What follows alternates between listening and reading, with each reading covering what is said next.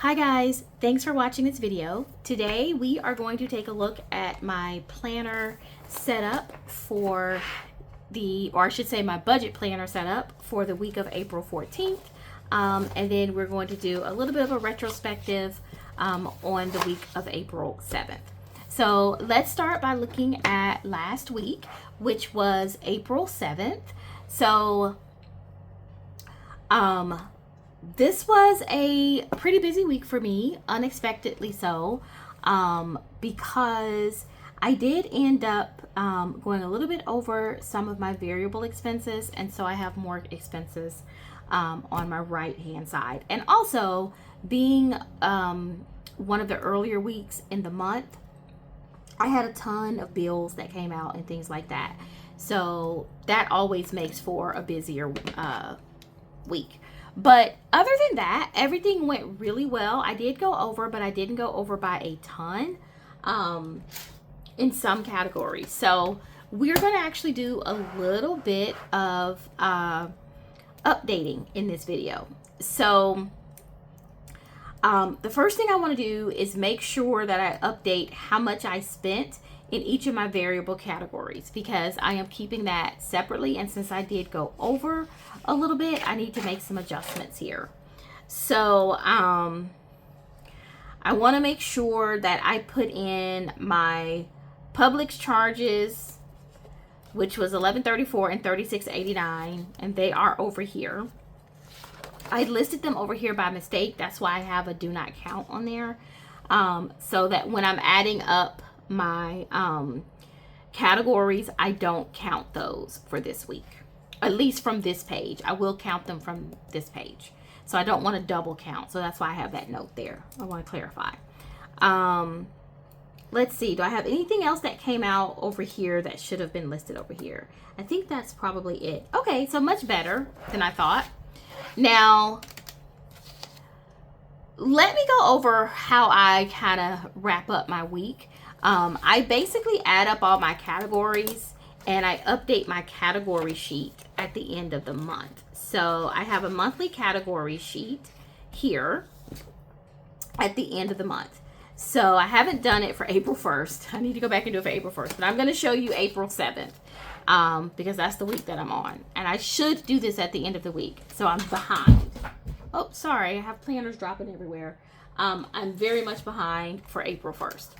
But the way I close out my week is that I come into my monthly category tracker and I add up all of the expenses I had for those categories. So first, I'm going to start with my variable expenses. I had a $50 budget and I have about $1 left over in grocery. So I'm going to add up the exact cost. I spent $48.23. Just going to write it here in the corner. I'm going to do the same for transportation. My transportation I went over because I was working in the office this week, and parking to work in the office doubled, and I was not aware of that.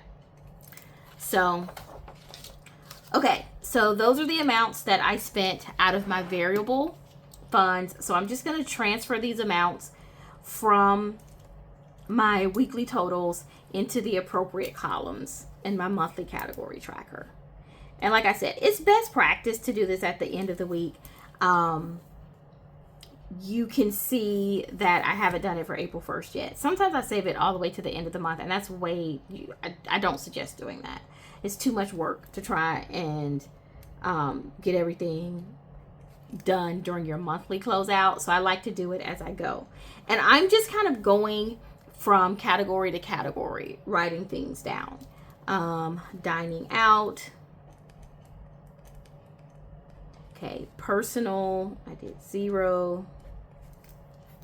And then entertainment, I had 0. Okay, so before I go and get my other expenses, what I want to point out here, I want to point out a couple of things.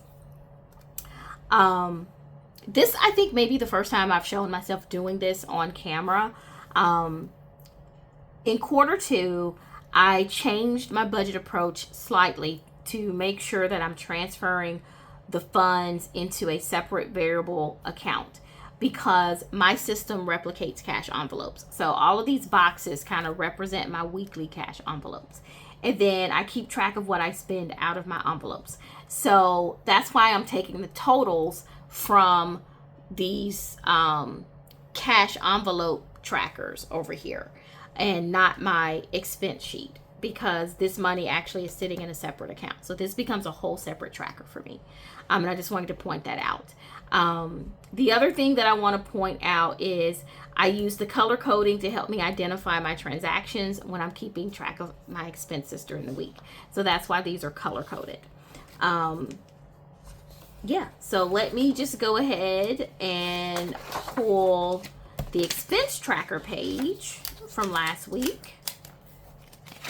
And I will add in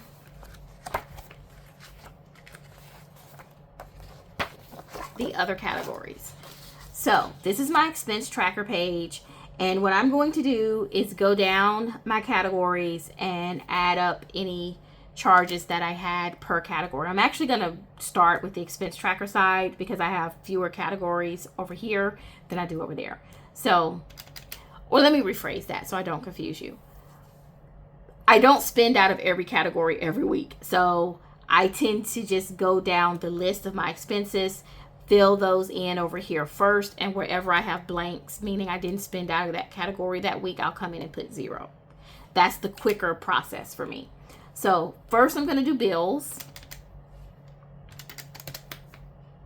And I'm just adding this up on my calculator. Again, the first week and second week, depending on, you know, how the month falls, is always very bill heavy for me. I guess for most people probably.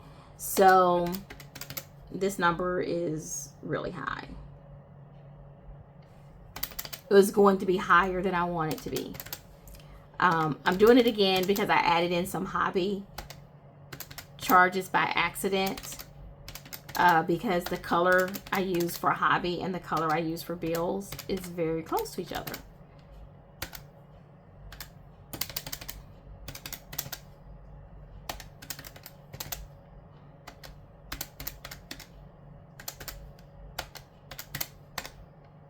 Okay, so see, this is my bill. I'm using this darker orange for bills and this lighter orange for hobby. You know, I would like it to all be distinct, but hey, I ran out of color options, so I had to use what I had. Okay, so bills came to that amount for this week. Now we're going to do subscriptions, which I did not have that many, I don't think.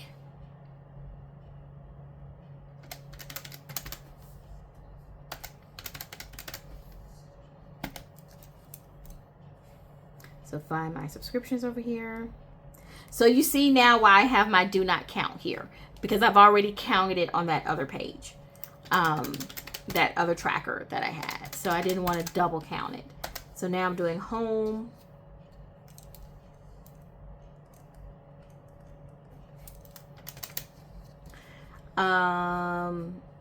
Health and beauty is what's left.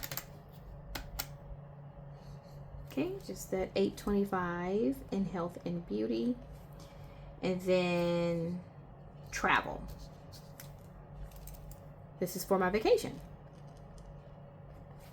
Okay, so now that I have come in and put in all of my charges per category for the week, everywhere I didn't have a charge, I'm going to go ahead, or expenses, I'm going to go ahead and put 0 here. So at the end of the month, I'll total all of these up, and then I'll transfer that to my annual tracker. And as you see, I need to update my April 1st week.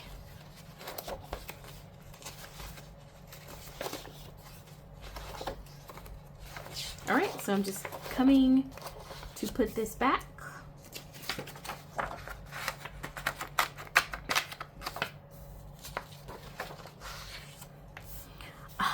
Okay, so we're going to go ahead and do April 1st.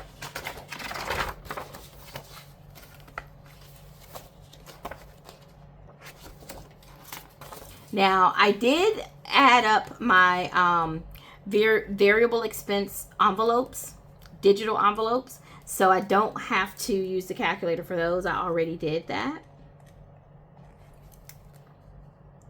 Transportation or auto. And then eating out, dining out,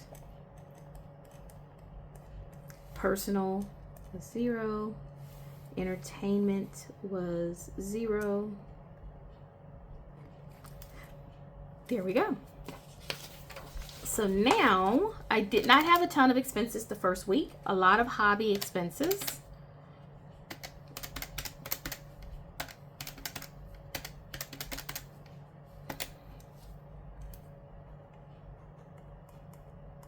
And then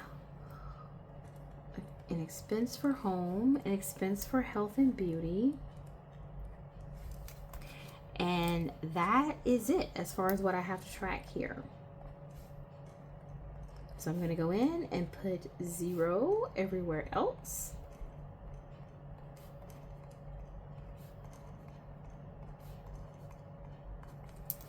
So you'll notice that so far I have 0 business expenses. If you've been watching my budget videos, you know that this month is a month where I decided to take my budget income out of my personal income.